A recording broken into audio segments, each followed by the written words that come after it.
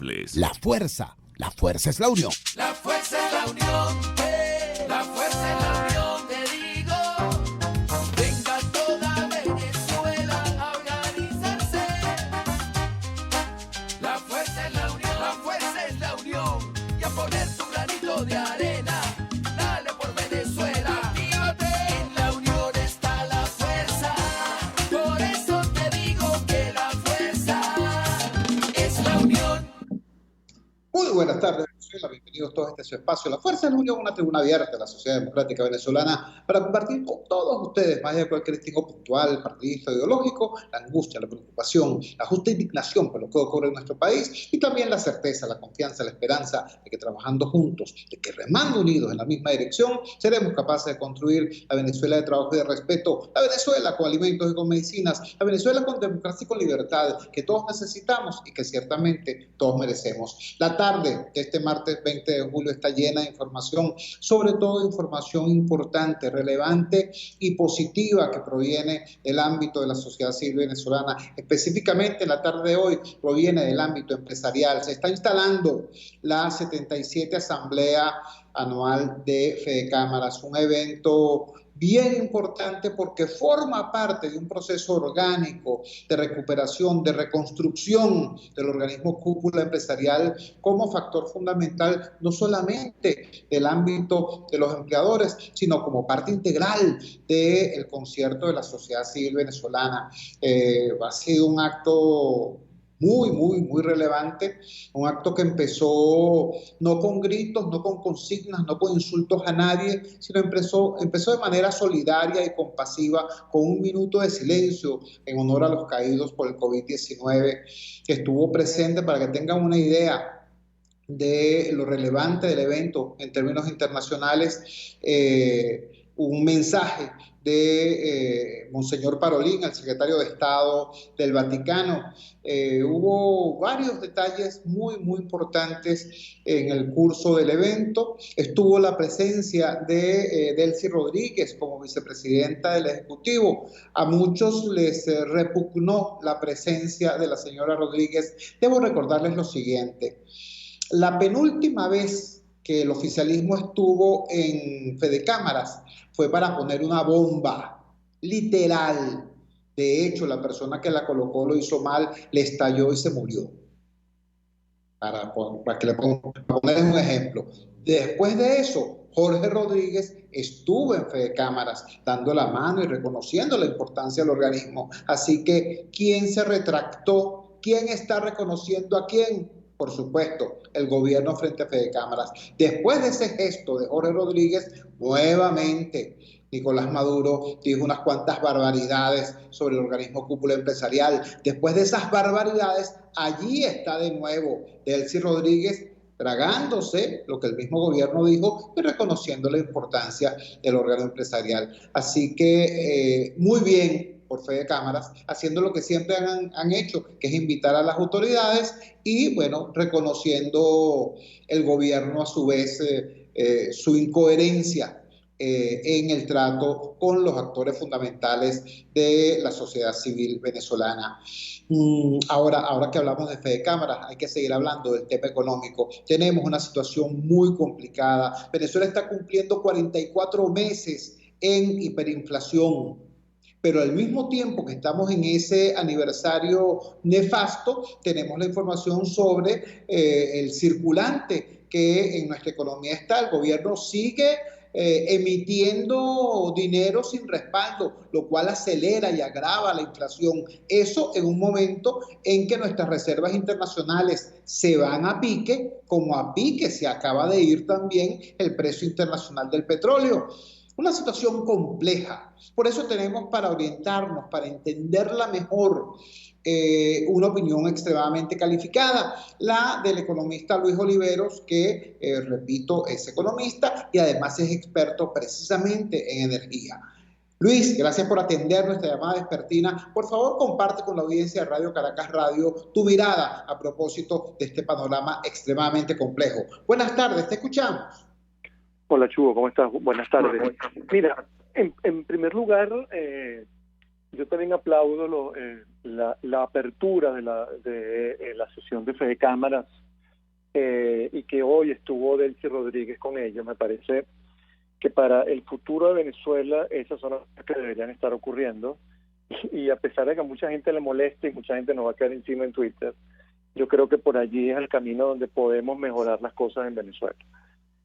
Creo que hay que cambiar la manera en la cual se estaban haciendo las cosas, y creo que ese acercamiento entre el gobierno y Fede Cámara es algo que debe seguir ocurriendo en otros sectores en Venezuela. Mira, Chubo, ciertamente a pesar de todo lo que estoy comentando ahorita, la crisis económica continúa, los errores en el tema económico del gobierno de Maduro continúan, y bueno, Venezuela llegó a 44 meses consecutivos en hiperinflación. Venezuela llegó al segundo lugar, alcanzó a Grecia en el segundo lugar de la hiperinflación más larga de la historia, y el próximo mes la va a desplazar, ¿no? Aunque no tenemos cifras del mes de junio, cifras oficiales, ciertas empresas privadas han estado publicando algunas cifras extraoficiales y apunta que el mes de junio ciertamente tuvimos una disminución en la inflación que puede estar entre 6, 12, 15%, pero ciertamente, para que la gente tenga una idea, esa es una inflación. Si la inflación realmente, según lo que publica el Banco Central, está en el orden del 6, 8, 10%, sería menos de 10%, sería la primera vez desde cerca de abril del 2017 que Venezuela no ve una inflación de un dígito en un mes, ¿no? Estamos hablando de casi 5 años en los cuales Venezuela no ve una inflación de un dígito.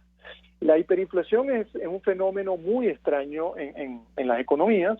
En la historia solamente han habido 56 hiperinflaciones. En la historia de la humanidad, pues que se cuente, que se tenga testimonio, 56 hiperinflaciones, y lamentablemente la venezolana va para el segundo lugar de la más larga. La primera es Nicaragua, que tuvo 56 meses, pero la hiperinflación es un fenómeno destructivo, o sea, es una fábrica de pobreza.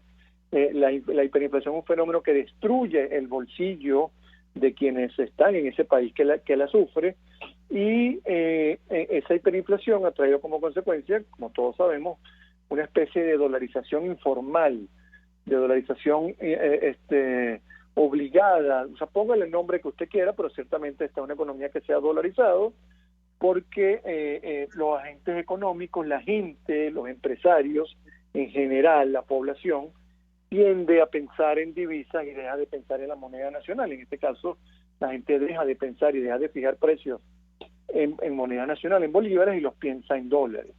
Esto ciertamente mejora un poco lo que es el sistema de pagos, pero genera diferencias importantes entre los sectores que tienen ingresos en divisas y sectores que no tienen ingresos en divisas. Entonces, mira, si queremos una recuperación económica en Venezuela, abatir la hiperinflación tiene que ser una obsesión. Lamentablemente el gobierno ha fallado en eso.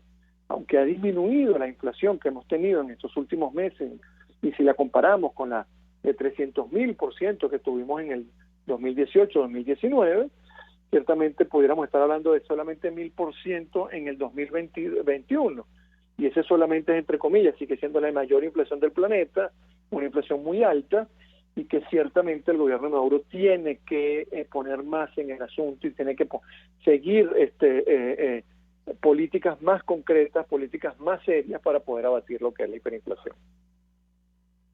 Estamos conversando con Luis Oliveros. Luis Oliveros es economista, es experto en el tema de energía. Luis, un despacho de ayer, con la firma del periodista Lewin Granados en el portal El Pitazo, nos dice que la liquidez monetaria superó los 2.000 billones, con B de barbaridad, según el Banco Central de Venezuela. Es decir, estamos hablando de que la liquidez monetaria superó la barrera histórica al ubicarse en 2.071 billones de bolívares para la semana que concluyó el 9 de julio, lo que refleja un crecimiento de 4.28 con respecto a la semana anterior, según datos publicados en la página web del propio BCB.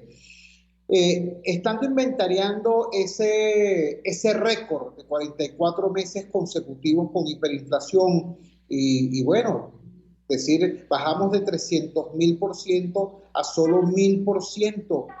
Es algo así como decir, a fulano de tal lo mataron, pero no con 50 balazos, sino solamente con 10. Este tema, esta evidencia de que el gobierno siga emitiendo liquideces sin soporte, sin respaldo, ¿a dónde nos lleva? Mira, Chugo, el gobierno financia monetariamente el déficit y tiene un déficit fiscal, entre otras cosas porque, bueno, el déficit fiscal ocurre cuando gastas más que lo que te ingresa, ¿no?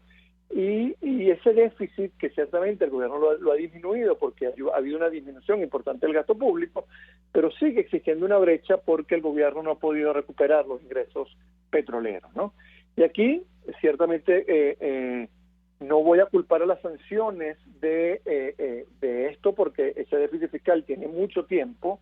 En pleno boom petrolero, Hugo Chávez generó déficits fiscales superiores al 15% del PIB, lo cual es una barbaridad. Es como que usted se gane la lotería y entonces usted se vuelve adicto al gasto y gaste 3, 4, 5 veces más de lo que se ganó en el quino, ¿no? Por decir el quino, por decir algo, se me cayó la cédula, pero bueno, lo que se ganó en la lotería. Bueno, eso fue más o menos lo que hizo Hugo Chávez con el boom petrolero. Gastó muchísimo más de lo que nos estaba ingresando.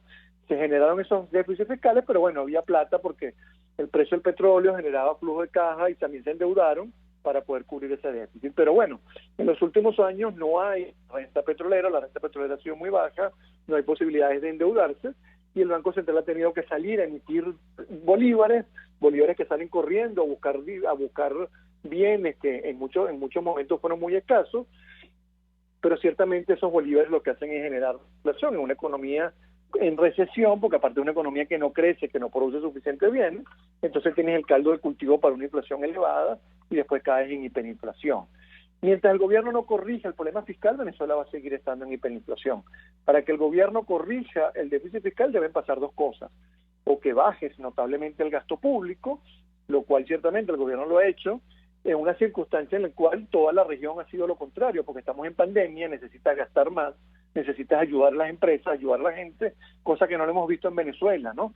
Pero por otro lado también necesitas o baja mucho el gasto público o aumenta tus ingresos.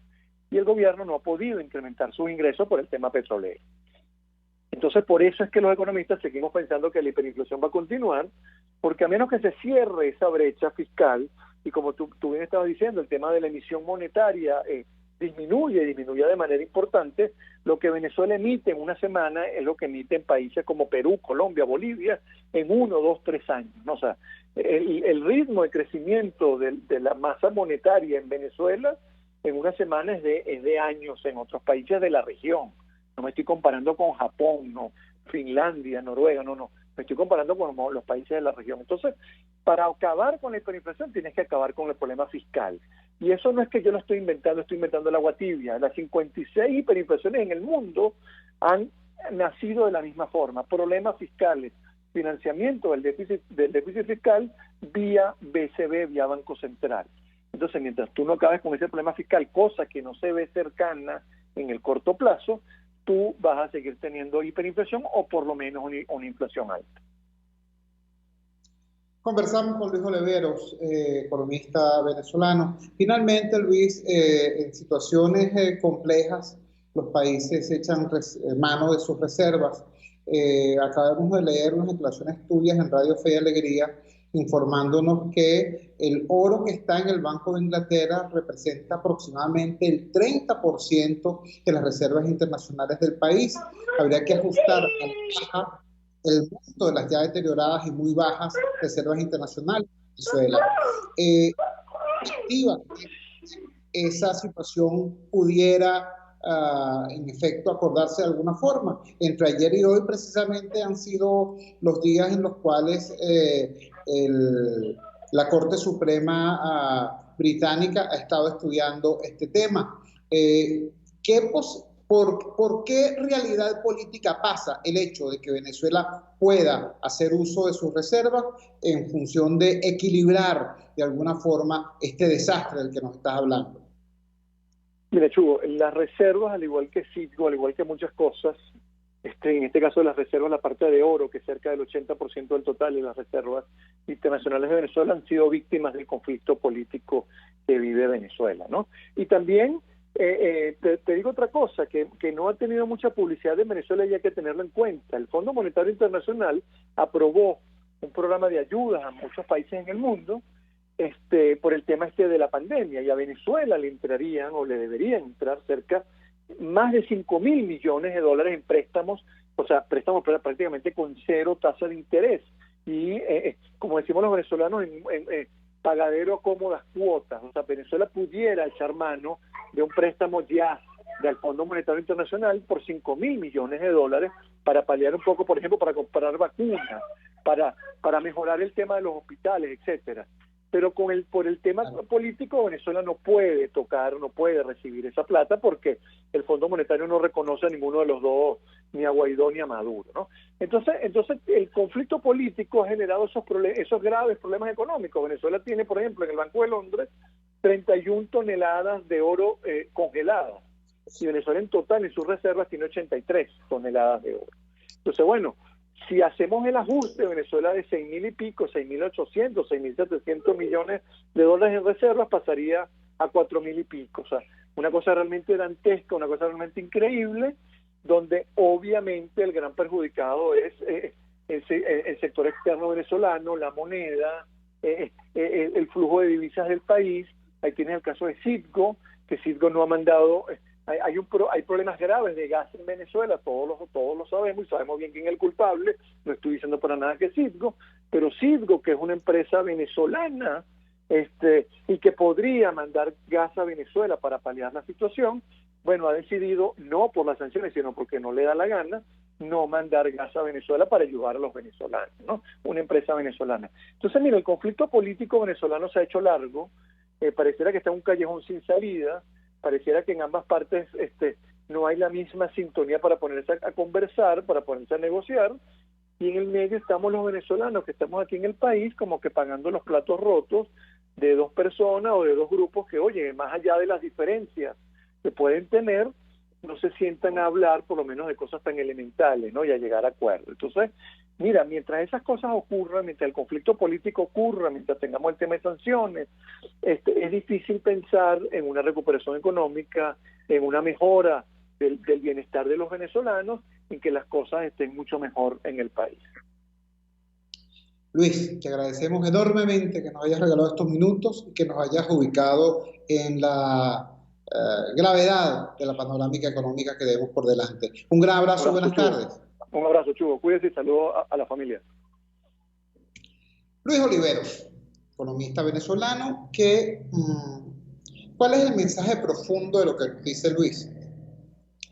Nos está diciendo lo siguiente: la próxima vez que usted vea a un gobernante diciéndole por la pantalla del televisor que la economía real venezolana va muy bien porque hay un señor que está vendiendo chicha en Sabana Grande y tiene una cola de 15 personas al frente, la próxima vez que alguien ofenda su inteligencia de esa manera, usted sepa que Venezuela ya está en el segundo lugar de la inflación más alta y más larga de la historia del planeta y que vamos para el primero, desgraciadamente, ¿no? Sepa que tenemos nosotros un Banco Central de Venezuela que imprime dinero de mentira en un volumen tal que en una semana emite la misma cantidad de liquidez monetaria que países como Perú en 3 años. Y ese es dinero inorgánico, ese es dinero que va a hacer presión sobre los escasos bienes y entonces estos se encarecen. Por eso decimos, en la emisión irresponsable de dinero inorgánico para financiar el déficit tiene una víctima, que es usted, que soy yo, que es nuestro bolsillo, que es la nevera de la casa, que es la mesa de nuestros hijos. Estemos claros. La próxima vez que alguien le diga que la vida está buenísima porque hay un tipo vendiendo chicha en Sabana Grande, sepa que tenemos 31 toneladas de oro congeladas en Inglaterra y que no se pueden usar ni para comprar vacunas, ni para comprar alimentos, ni para comprar nada, porque el conflicto político lo impide. Entienda que como venezolanos tenemos que hacer algo para salir de esa burbuja, para romper ese equilibrio nefasto, para poner este país a funcionar. Cuando son las 6:22 de la tarde capitalina, vamos a la siguiente pausa comercial y ya regresamos con muchísimo más de La Fuerza. La fuerza es la unión. Usted escucha Unidad, la fuerza es la unión, con Chuo Torrealba por RCR 750 AM. Puedes seguirnos en nuestras redes sociales. En Twitter, @RCR750, la radio que se ve. Tarot, ciencias ocultas. Descubre el motivo de tu mala suerte. Regresa tu ser amado. Domínalo. Aleja enemigos. Mejora tu suerte. Empleo. Salud. Parapsicólogo Anthony. 0412-738-5289. Desde los sectores populares del país se escucha una clara señal. Es el radar de los barrios. Evelyn Martínez y la red de ciudadanos le invitan a identificar amenazas, ubicar soluciones y hacer seguimiento eficiente a las problemáticas de cada sector. Un espacio contra la polarización donde se construye de abajo hacia arriba y de adentro hacia afuera.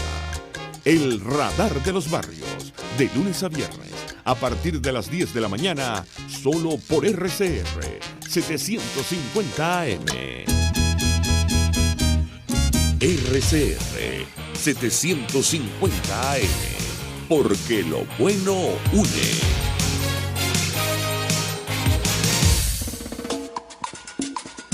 Opinión, ideas en debate. Usted escucha a Chuo Torrealba en Unidad, la fuerza es la unión, por RCR. Regresamos a La Fuerza es la Unión. Quiero compartir con ustedes un despacho emitido por el portal El Pitazo sobre un evento que ocurrió ayer en la Asamblea Nacional, frente a la Asamblea Nacional. Dice así: padres de niños retenidos y desaparecidos denuncian irregularidades procesales y fraude judicial. Funvenides solicita al Poder Judicial la intervención del Ministerio Público y Cancillería para que revisen las causas denunciadas y puedan frenar, escuchen bien, a las bandas de abogados y jueces que, según denuncian, comercializan sentencias para diferentes delitos y fraudes. Señores, esto para muchos podrá ser una sorpresa, pero hay familias venezolanas que están viviendo el calvario de tener a un familiar, a un niño retenido, detenido, secuestrado, desaparecido, con apoyo del sistema de justicia en detrimento de los derechos del niño y, por supuesto, en medio de una agresión brutal a la familia. De combatir eso se encarga una organización no gubernamental llamada Funvenides. En realidad es un espacio donde las víctimas de esta atrocidad se han unido para darse apoyo mutuo. Tenemos en línea a Martín Heimonat. Él es director precisamente de esta organización. Martín, doctor Martín, muchísimas gracias por atender nuestra llamada vespertina. Por favor, comparta con la audiencia de Radio Caracas Radio de qué estamos hablando, qué es el secuestro parental y cómo opera esta situación bajo el amparo de esta conducta extraña por parte de jueces, fiscales, abogados. Le escuchamos. Buenas tardes, Chu. Un gusto estar en tu programa y que nos des esta oportunidad. Les cuento que Funvenides es una organización de padres y madres y profesionales de diferentes disciplinas que luchamos contra la obstrucción de vínculos familiares, la alienación parental y la sustracción parental internacional. En sí, la sustracción parental internacional es cuando un niño es sacado de su hogar habitual y llevado a otro país sin la autorización de uno de los progenitores. Cuando hablamos de la sustracción parental internacional, para esto las Naciones Unidas tiene el Convenio Internacional sobre Sustracción de Niños de La Haya, que son unas reglas que se cumplen para que los niños sean retornados a su país de origen. Acá no se debate cuál país es el mejor para que viva el niño, ni cuál progenitor es más capaz para la crianza del niño, sino devolver el niño a lo que llaman el status quo y que el niño permanezca cerca de la familia ampliada, de sus padres, abuelos, tíos, primos, y crezca sano. Ahora, en Venezuela, cuando hablamos de comercializan sentencias, es porque primero comenzamos a ver que los niños eran sacados de Venezuela a espaldas de algunos de los progenitores con poderes falsificados en notarías de permisos de viaje. Después pasamos a que el Consejo de Protección o tribunales otorgaban permisos o poderes de viaje donde no participaba alguno de los padres. Y bueno, y se destapó la olla cuando vemos que ya se comercializan sentencias donde hay custodias preventivas, ejercicio unilateral de la patria potestad o permisos de viaje, cuando un tribunal de protección de niños, niñas y adolescentes declara a uno de los padres ausentes. Puede ser padre o madre. El 68% de las víctimas que denuncian y que apoyamos en Funvenides, que son más de 100 causas, el 68% son mujeres denunciando que está desaparecido su hijo, no saben si dentro o fuera de Venezuela, o tienen obstrucción de vínculos parentales. Ahora, ¿qué pasa? El tema se da en que los tribunales decretan esta medida de ejercicio unilateral de la patria potestad, por lo menos, diciendo que alguno de los padres se encuentra desaparecido de la vida del niño, y el padre o la madre pueden ver al niño todos los días, lo llevan al colegio, están en su vida, pero paralelamente y a sus espaldas se está cometiendo esta fechoría. También estas sentencias se utilizan para hacer fraude a bienes de la comunidad conyugal, o los padres o las madres son extorsionados con bienes de la comunidad conyugal. Cuando hablamos de que nos hemos convertido en un problema para la región, es porque se destapó también como este modus operandi se hizo famoso en otros países de Latinoamérica, y tenemos que las sentencias de tribunales venezolanos son realizadas sobre niños extranjeros que no vivían en Venezuela. Por lo tanto, los tribunales venezolanos no tenían ningún tipo de competencia para pronunciarse sobre estos niños, y se evidencia que hay direcciones falsas, registros escolares adulterados o testigos inexistentes que nunca son llevados a los tribunales. Sobre eso, de repente, un tribunal venezolano puede dar una sentencia de una custodia preventiva o de un ejercicio unilateral de patria potestad de un niño argentino que vive en Perú y es llevado a España.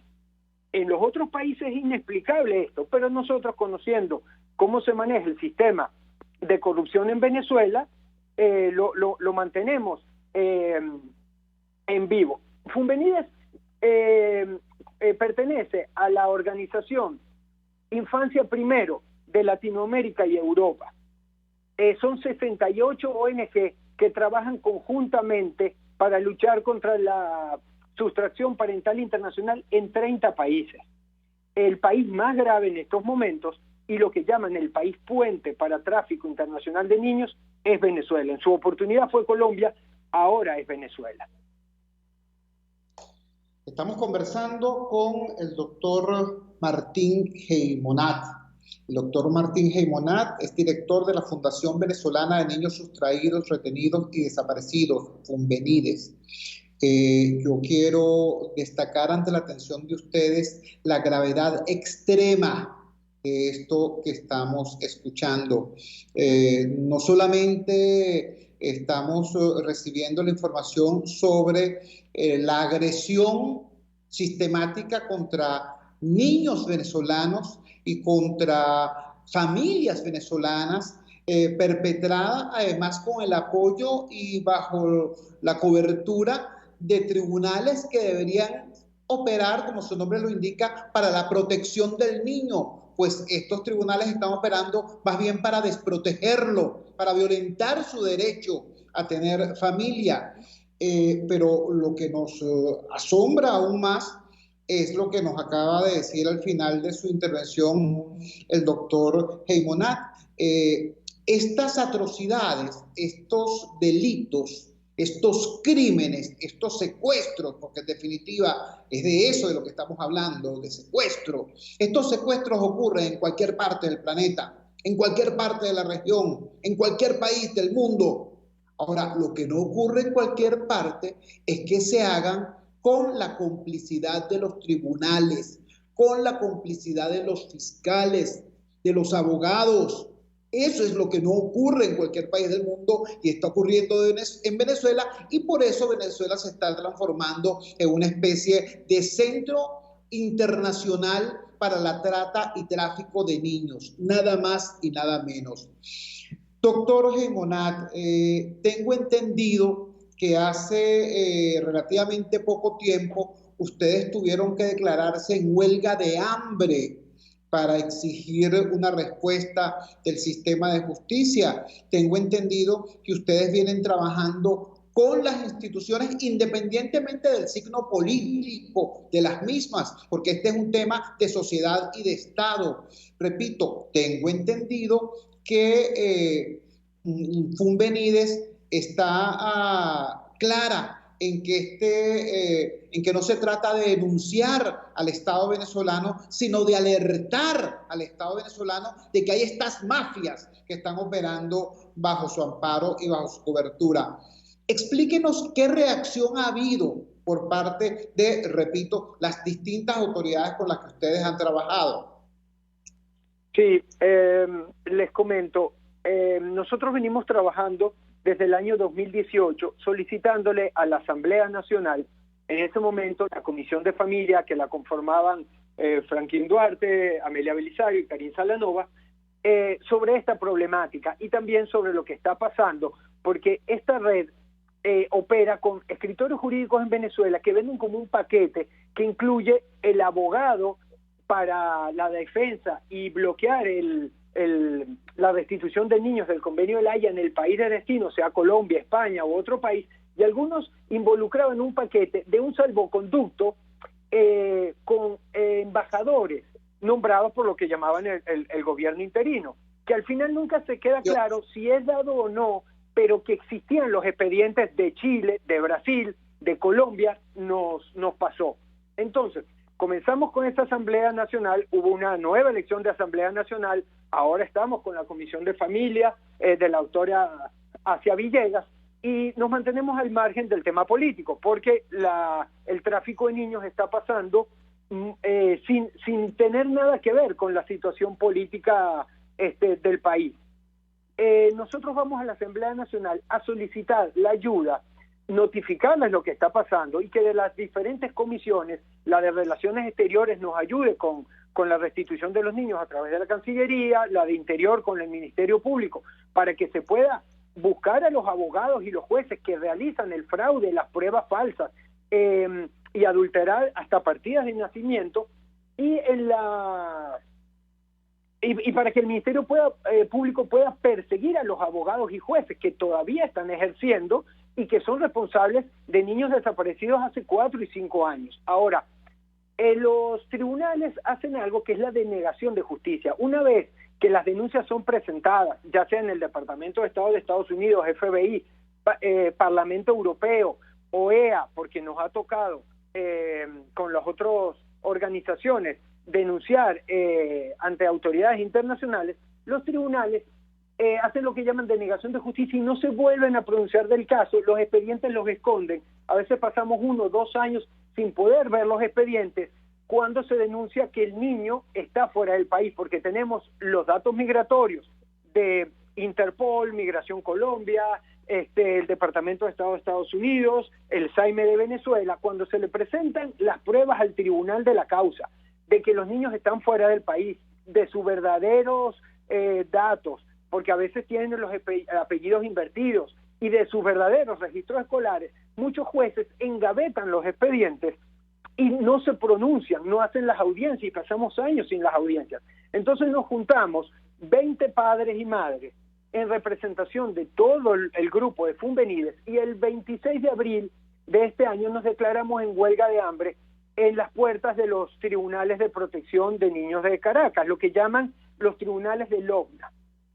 Estuvimos más de 40 horas en huelga de hambre para exigir que se realicen las audiencias que están previstas, que se verifique dónde están los niños, que se exija que los niños judicializados sean llevados a los tribunales, que se pronuncien los jueces sobre la desaparición de los niños, sobre el desacato en los regímenes de convivencia familiar, porque hay niños que tienen permanencia en el hogar en una dirección definida de Venezuela, con un régimen de convivencia familiar con el otro progenitor, y durante 2, 3, 4 años el niño nunca aparece y en esa dirección no vive en esa familia. Por lo tanto, hay un desacato al régimen de convivencia familiar porque es una medida imposible de cumplir porque el niño no está en Venezuela. Tenemos más de 100 casos en esta situación. Entonces, bueno, nos pusimos un grupo en huelga de hambre, levantamos la huelga de hambre a las 40 horas porque llegó un equipo de mediación del Ministerio de Justicia, nos hicieron el puente con el Tribunal Supremo de Justicia y acordamos unas mesas de trabajo. Esas mesas de trabajo actualmente se están realizando, muy cordiales, con el magistrado Jiménez y su equipo de trabajo, el doctor Serpa. Ellos solicitaron los resúmenes de la causa para que se hicieran las audiencias, aparecieran los expedientes. Por supuesto que seguimos haciendo las acciones de calle como la que hicimos ayer, solicitando ayuda a la Comisión Reestructuradora del Poder Judicial de la Asamblea Nacional, porque los niños no aparecen. Los jueces tampoco fijan las audiencias. Tenemos el problema entre la Fiscalía y Interpol. Les pongo un ejemplo gravísimo. Uno de los casos más graves que tenemos en Funvenides es la desaparición de una niña nacida en España con nacionalidad italiana que vivía en Venezuela con su mamá italiana, la niña Keira Alba Rinaldo. Desapareció en el año 2017 de una sede del Ministerio Público, porque la mamá la habían denunciado por maltrato infantil. El padre de la niña, que es cubano y vive en Estados Unidos. Según las actas del Consejo de Protección, la niña se la entregaron al padre. Según los datos migratorios, el padre no estaba en Venezuela y la niña está desaparecida desde ese día en el año 2017. Sobre esta causa ya se pronunció el Tribunal Supremo de Justicia en la Sala Social. Ordenó al Ministerio Público abrir una investigación por secuestro, la cual desde el año 2019 no se ha aperturado, y ordenó a Interpol en la sede de Venezuela a cargar inmediatamente la alerta roja para que el padre y sustractor de la niña sea detenido en los Estados Unidos. Interpol tampoco ha cumplido con esa decisión del Tribunal Supremo de Justicia en más de 2 años y medio. Entonces, las decisiones a veces no las cumple la Fiscalía, no las cumple Interpol, ni siquiera del Tribunal Supremo de Justicia. Entonces se cae en este letargo judicial, esconden los expedientes y los niños continúan desaparecidos. A ver, les explico algo que de los 30 países que conformamos la organización internacional, solo este modus operandi pasa en Venezuela. En Venezuela se denuncia a las mujeres por maltrato infantil, violencia intrafamiliar, acusando sin ninguna prueba a una madre de violencia psicológica o física contra sus hijos. Inmediatamente, sea el tribunal, la Fiscalía o Consejo de Protección, dictan una medida alejando a la madre de sus hijos y entregándole la custodia al padre. Esas madres pueden pasar meses o años, tenemos madres que tienen hasta 4 años separadas de sus hijos, donde no hay acusación, no hay imputación, no hay pruebas en su contra, y esas madres son extorsionadas para entregar bienes que son de la comunidad conyugal, rechazar sus intereses en la comunidad conyugal, o sencillamente porque el hombre quiere vengarse porque no tiene manejo de emociones, porque la mujer se volvió a casar o tiene una nueva pareja. Entonces es un uso fraudulento de la Ley de Protección de los Niños, como pasa también el uso fraudulento de la Ley de Protección a la mujer de una vida libre de violencia, porque se denuncian para sacar ventajas en juicios de divorcio, para negociar bienes o para negociar la custodia o viaje de los niños. Se denuncia al hombre falsamente de violencia contra la mujer, y una vez que el hombre está en una causa penal, se le extorsiona con eso. Hay unas cifras del Ministerio Público y de otras organizaciones que tenemos donde el 90% de las causas de violencia intrafamiliar y violencia contra la mujer son falsas. Son causas que no tienen como fin una condena, una sentencia, una acusación. Algunas no tienen ni siquiera víctima o victimario. sino que son causas que se ponen para sacar una ventaja en un juicio de bienes de la comunidad conyugal o un juicio de custodia. Entonces, las verdaderas mujeres víctimas de violencia de género, que es un 10% de todo lo que hay en el sistema judicial, no tienen un verdadero apoyo. Primero, porque no pagan para que las protejan. Y segundo, porque el sistema está colapsado. No hay espacio para una experticia forense, no las pueden atender un equipo multidisciplinario de psicólogos, porque por la malversación de estas causas tienen el sistema colapsado. Y hay unas organizaciones que reciben fondos para la lucha contra la violencia de género, reciben fondos internacionales y necesitan que cada año las cifras de la violencia de género se incrementen. Entonces, se incrementan el número de denuncias, hay 2.000, hay 4.000, hay 6.000 al otro año, pero de verdad las condenas, las causas que llegan a término cada vez son menores. Entonces, en Venezuela tenemos un problema gravísimo de violencia de género y gravísimo de violencia contra los niños, violencia intrafamiliar, que no se pueden atacar correctamente porque hay una manipulación judicial tremenda con otros fines.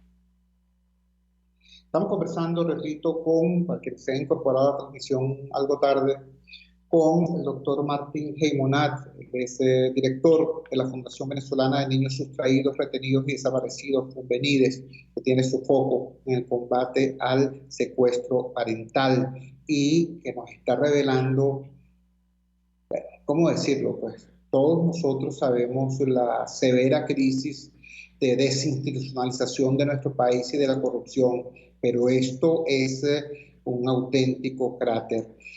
Doctor Martín, hasta ahora hemos hablado del impacto de esto en los niños, pero ¿qué nos puede decir del impacto en las familias? Tengo entendido que se han producido incluso suicidios en padres o madres desesperados ante la evidencia de no poder recuperar a sus hijos porque están confrontando no a un cónyuge, sino a todo un aparato a todo el sistema de justicia y a un poder económico inmenso.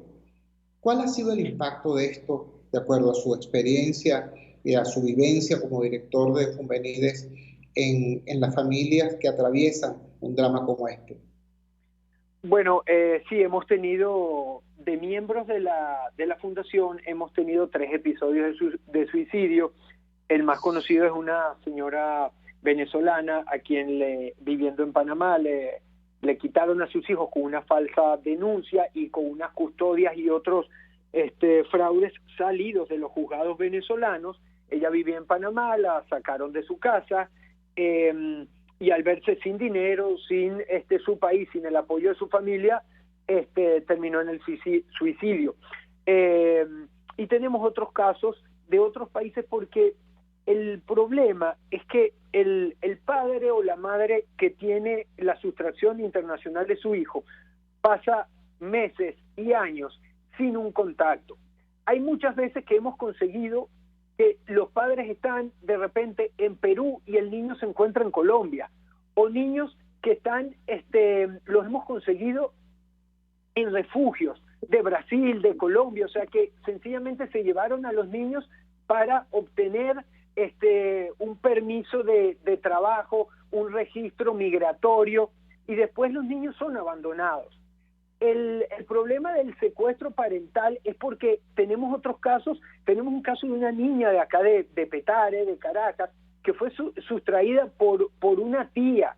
Está cargado en el sistema de Interpol, pero claro, los padres están acá. Esa tía posiblemente la vendió para las redes de prostitución infantil o esclavitud que hay en Cúcuta, no se sabe. Entonces la desesperación en la cual caen los padres es muy grande. Por eso también tenemos algún tipo de apoyo psicológico y apoyo de la Iglesia. Hacemos mucho trabajo con sacerdotes de la Iglesia Católica para que nos den contención a las emociones de los padres, porque es muy difícil. Hay padres que separan a sus hijos no por un tema de un mejor futuro para los hijos, sino por un tema de venganza con la expareja, por un tema de control de emociones. Entonces los niños están en grave peligro. El caso es porque se causa un daño a los abuelos, a todo el entorno familiar. Los abuelos participan mucho en la fundación porque sufren por sus hijos y por sus nietos.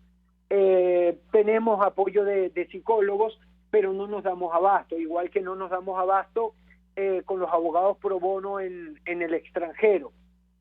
Y también lo otro que les comentaba, muchos casos cuando llegan a la fiscalía o al CICPC, se tiene como que posiblemente es un caso de sustracción parental y que el niño o la niña, si se la llevó el padre o se la llevó la madre, no corren peligro. Pero muchas veces no son el padre o la madre. Muchas veces se desaparece una niña con su madre, posiblemente la madre está muerta y la niña es vendida. Entonces, en Venezuela no se le da la importancia al secuestro y desaparición de los niños y de sus padres como se le debe dar. Cada vez que alguien, un esposo, puede notificar la desaparición de su hija o su hijo con la madre en el CICPC o en la fiscalía, lo primero que se va a conseguir es, bueno, mira, de seguro tienen algún problema de pareja, de violencia intrafamiliar, o la madre fue para Trinidad o para Colombia por alguna frontera, buscando un mejor futuro, y el niño y la mujer no son buscados. Posiblemente cayeron en una red de esclavitud que nos pasó en Trinidad, o de prostitución de adultos, o de prostitución infantil. Entonces no se le da la seriedad, y lo que puede ser de verdad una trata y tráfico de personas para esclavitud y prostitución, en Venezuela todo se relaciona con el secuestro parental, un problema de parejas, y los niños y los adultos no son cargados en el sistema CIPOL ni solicitados por Interpol. Entonces, ese tipo de cosas son los que estamos denunciando y pidiendo ayuda a la Cancillería, al Ministerio Público y a los diputados de la Asamblea Nacional para poner en verdad qué es lo que está pasando. Aparte de los fraudes judiciales cometidos en los circuitos de protección de niños, también las redes de secuestro de adultos y de niños.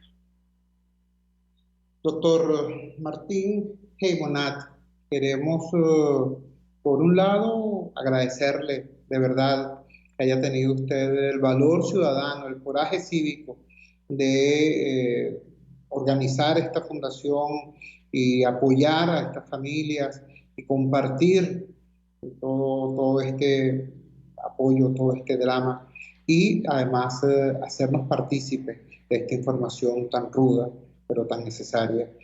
Sepa que esta humilde ventana está a la orden de la lucha que ustedes desarrollan y que estamos a su servicio. Sencillamente eso. Muchísimas gracias y muy buenas tardes, doctor Martín. Buenas tardes y muchísimas gracias por el apoyo, y seguimos trabajando para los derechos humanos de toda la infancia. Estamos a la orden también. El doctor Martín Heimonat, director de la Fundación Venezolana de Niños Sustraídos, Retenidos y Desaparecidos Convenidos. Tenía yo mucho tiempo, que una entrevista no me generaba tanto dolor. Qué fuerte, qué rudo, qué desgracia tan grande ver cómo la desinstitucionalización de un país, la corrupción, puede llevarnos a una situación como esta. Porque, repito, delitos como estos ocurren en cualquier parte del mundo, pero no en cualquier parte del mundo está parte del sistema judicial participando en la estructura delictiva. Qué rudo, y qué responsable la manera como la gente de Fumenides hace el planteamiento y desarrolla su trabajo. Bueno, son las 6:51 de la tarde capitalina. Vamos a la siguiente pausa comercial y ya regresamos con muchísimo más de La Fuerza. La fuerza es la unión. Les estamos presentando Unidad. La fuerza es la unión. Solo por RCR 750 AM. Puedes seguirnos en nuestras redes sociales. En Twitter, @RCR750, la radio que se ve. Amigos, quiero recomendarles el maravilloso servicio de talabartería y zapatería principal. Todo en reparación de artículos de cuero, pero también tela, sintético y lona. ¿Quieres rescatar maletas, maletines, morrales o quieres embellecer tus zapatos y carteras? Talabartería y Zapatería Principal. Visítalos en el Centro Comercial Galerías de Prados del Este. Talabartería y Zapatería Principal. El arte de trabajar el cuero. En tiempos de pandemia, la solución más efectiva es un concentrador de oxígeno, porque ofrece un suministro infinito de oxígeno. No necesita recargas. Además, aplica dosis de oxígeno según el pulso del paciente. Contáctenos 0412-030-9150. RCR 750 AM. Porque lo bueno une.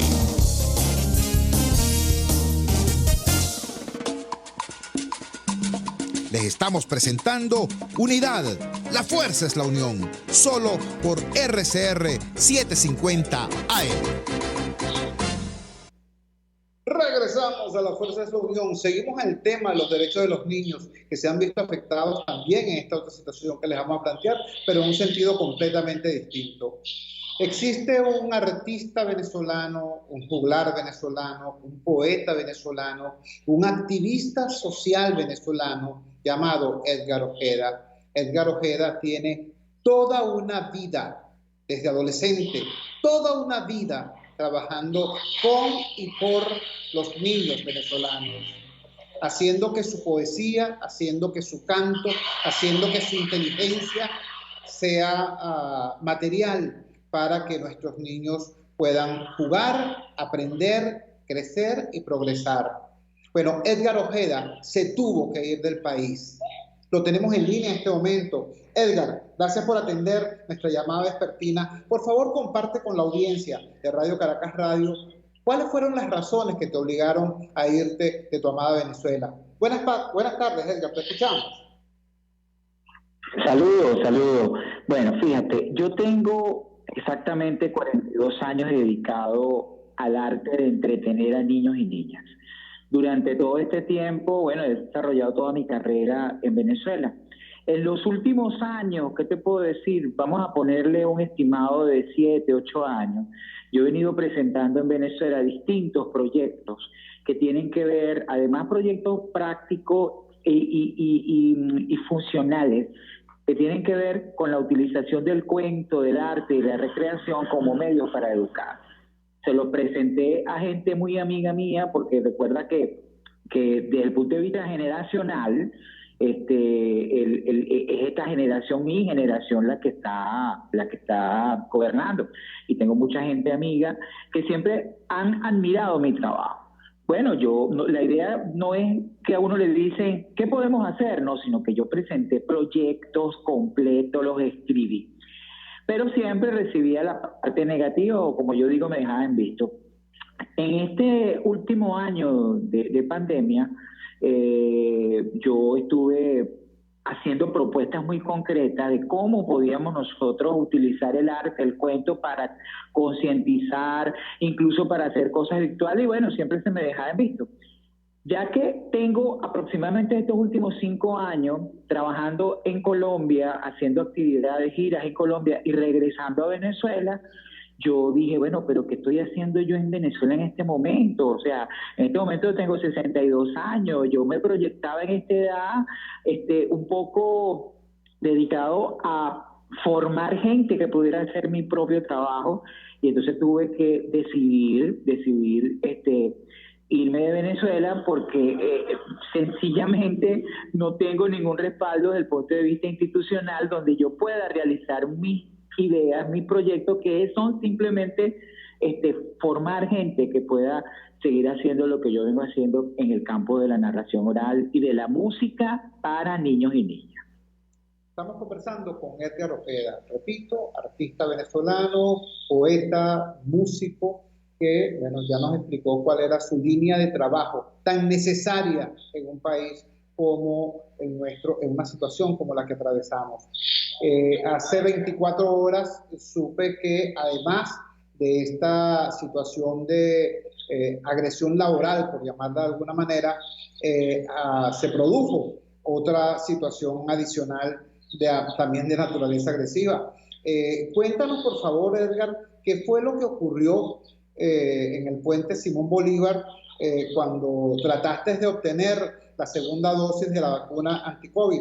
Digo porque puede parecer una injusticia en tu caso, pero además de lo que te ha ocurrido a ti, esto puede estarse repitiendo en muchísimos otros venezolanos. Te escuchamos. Bueno, fíjate, en vista que yo, precisamente el Día del Padre, yo logré tener la primera dosis de la vacuna contra el COVID. No salí sorteado de ninguna forma, pero llegué a un centro y bueno, pude conversar con las personas que estaban allí, les expliqué que yo necesitaba viajar y que bueno, quería salir vacunado y me dieron mi primera dosis. Yo calculaba en ese tiempo, ¿verdad?, que la segunda dosis iba a estar yo en Cúcuta, como en efecto estoy en este momento que hacemos la llamada. Y en el día de ayer me trasladé al puente Simón Bolívar, que tiene abierto una especie de canal humanitario. O sea, yo pude salir de Colombia, atravesar el puente y llegar a Venezuela, atravesando todas esas alcabalitas que hay ahí en el propio puente, bueno, mostrando que tenía mi primera dosis, que necesitaba la segunda dosis. O sea, que no tuve problemas en entrar ni salir y tuve colaboración tanto de las autoridades colombianas como de las autoridades venezolanas. Pero cuando llego al centro, donde están vacunando ahí en San Antonio, que es un solo centro, bueno, pedí hablar precisamente, como sé que yo no estoy asignado allí, ¿verdad? Pedí hablar con el funcionario más alto que había para explicarle cuál era mi situación. Y el funcionario me decía que ellos no me podían vacunar, sino que yo tenía que acudir al sitio donde me hicieron la primera dosis, o sea que en el estado de Aragua. O sea, calcula, de San Antonio al estado de Aragua, estamos hablando más o menos como 15 horas de viaje, pero bueno, lo que significa en este momento trasladarse. Porque acuérdate que estamos hablando de dolarización del costo del pasaje, que no se consigue, el traslado no es tan fácil como antes. Y bueno, fíjese, después que esta persona me dice que no me puede vacunar, yo incluso le decía, pero bueno, si un niño nace y te ponen la polio o todas las vacunas que le ponen a un niño a nacer en un sitio y después tiene que ponerse un refuerzo y se lo pueden poner en cualquier parte. Además, Chugo, estamos hablando estadísticamente, yo representaba a una sola persona, o sea, ahí en la cola. No estamos hablando de miles de personas que están solicitando ese servicio. Estamos hablando tal vez de un porcentaje mínimo donde vuelve otra vez el corazón humanitario, el que debe decir, oye, sí, a este señor, ¿cómo le vamos a hacer que se devuelvan para el estado de Aragua para vacunarse? Vamos a vacunarlo así. Entonces me pareció como una cosa fastidiosa esa de buscar siempre complicarle las cosas a la gente, ¿entiendes? Ahora me quedé medio vacunado. ¿Qué significa medio vacunado? Tengo que esperar 3 meses para entonces iniciar aquí en Colombia otro proceso de vacunación para la vacuna que estén poniendo aquí en Colombia, porque en Colombia no están poniendo la vacuna que están poniendo en Venezuela, porque si la estuvieran poniendo aquí incluso me dijeron, no, si aquí estuviera la vacuna te ponemos la segunda dosis, que vamos a estar esperando. Bueno, esa es la situación que me pasó con la vacuna, o sea que estoy medio vacunado. Edgar, te reitero públicamente lo que en privado te expresé. Tengo la absoluta certeza de que estés donde estés, tu trabajo, tu poesía, tu música hará la diferencia para tantos y tantos niños hambrientos de arte para crecer con sentido de belleza y sentido de justicia. Un gran abrazo y buenas tardes. Abrazo, Chugo, te quiero mucho. Edgar Ojeda, tengo que decirlo, fue entusiasta simpatizante del proyecto político liderado por el difunto presidente Chávez. Como él dice, su generación y también su inclinación política son las personas que hoy están desgobernando este país. Bueno, Edgar Ojeda se tuvo que ir de Venezuela porque no encontraba cómo trabajar, cómo seguir aportando, cómo seguir creando, cómo seguir construyendo. Él es un cultor popular, un poeta, un músico. Bueno, resulta que ni la segunda dosis de la vacuna pudo conseguir. Digo, yo conozco a Edgar Ojeda, repito, desde adolescente, fuimos estudiantes de bachillerato e integramos grupos de trabajo social y de activismo ciudadano con nuestras diferencias políticas, pero todos trabajando por nuestro liceo, por nuestra ciudad, por nuestro país. Ver hoy cómo la gente en la que él creyó, la gente por la que él trabajó, la gente a la que él apostó, le dio la espalda y prácticamente lo obligó a irse de su amada Venezuela. A mí me duele, pero tengo la certeza de que él, allí donde esté, va a hacer exactamente la diferencia a favor de la niñez. Y nosotros, aquí donde nos quedamos, vamos a seguir trabajando para que Venezuela se enderece y para que nadie se tenga que ir. Cuando son las 7:03, nos despedimos. Trabajamos para ustedes en la dirección general de la emisora, Jaime Nestares. Al frente de los controles estuvo Víctor Mejías. Habló para ustedes su amigo, comunicador popular, activista social, ciudadano en lucha por la democracia y por la libertad, Jesús Chuo Torrealba. Ahora más que nunca, fuerza Venezuela, porque la fuerza es la unión. La Fuerza de la Unión fue una presentación de frigoríficos NIS, El Placer de la Carne, ubicado en la planta baja del mercado municipal de Chacao. Y también fue una presentación de Supermercado Madrid, ubicado en la calle Paz de Chacao, diagonal, con la Plaza Bolívar de este municipio. Cuídense muchísimo. Nos encontramos mañana. Un gran abrazo.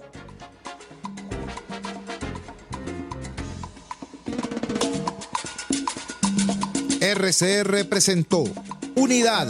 La fuerza es la unión, con Chuo Torrealba, solo por RCR 750 AM.